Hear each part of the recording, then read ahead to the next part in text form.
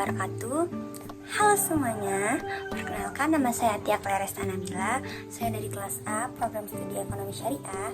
Kali ini saya akan memberikan kalian pengetahuan tentang akad apa saja sih yang ada dalam sistem lembaga keuangan syariah. Akad keuangan. Akad keuangan dibagi menjadi 5. Yang pertama adalah akad mudharabah.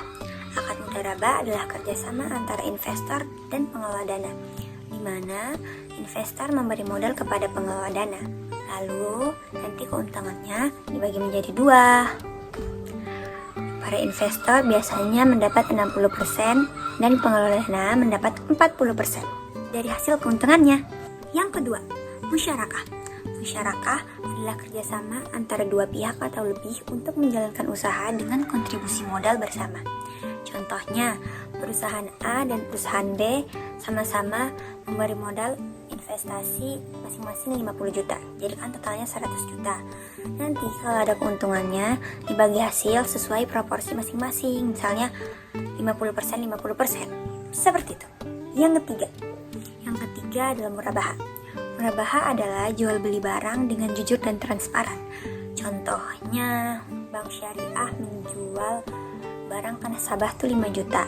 Nah, keuntungannya juga disebutkan, misalnya keuntungannya 1 juta atau 2 juta. Jadi totalnya 7 juta. Begitu. Yang keempat, ijarah. Ijarah adalah sewa menyewa barang atau jasa dengan imbalan yang telah disepakati. Contohnya, asisten rumah tangga deh. ART kan biasanya dipekerjakan di rumahnya kalian misalnya, terus nanti gajinya disepakati dulu maunya berapa per bulan, misalnya 2 juta per bulan atau 3 juta per bulan. Yang kelima adalah qard, tapi saya juga bingung menyebutkannya. Qard atau card, itu terserah kalian. Jadi qard adalah pinjaman uang yang disepakati itu tanpa bunga. Jadi tanpa bunga sama sekali. Contohnya pihak A meminjam uang kepada pihak B itu 5 juta. Berarti yang dikembalikan pihak A juga 5 juta. Tidak boleh dikenakan bunga, karena bunga adalah riba.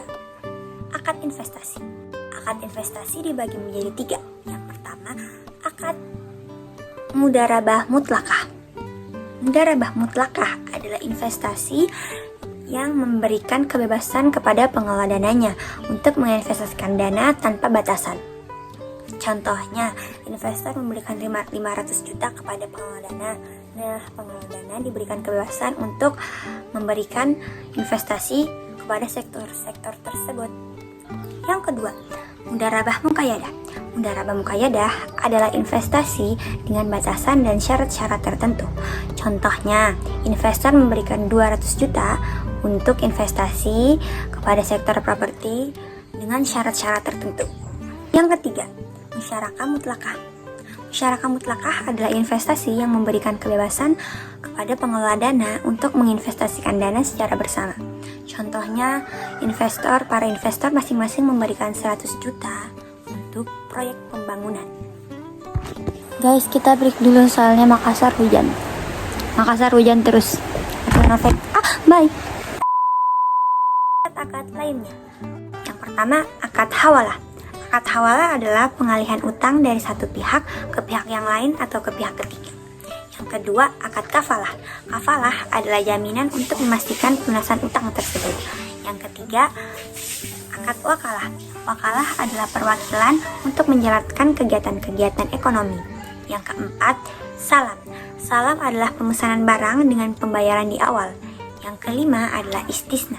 Istisna adalah pemesanan barang dengan pembayaran secara dicicil. Sekian dari saya. Mohon maaf bila banyak salah kata dan berbuat. Terima kasih.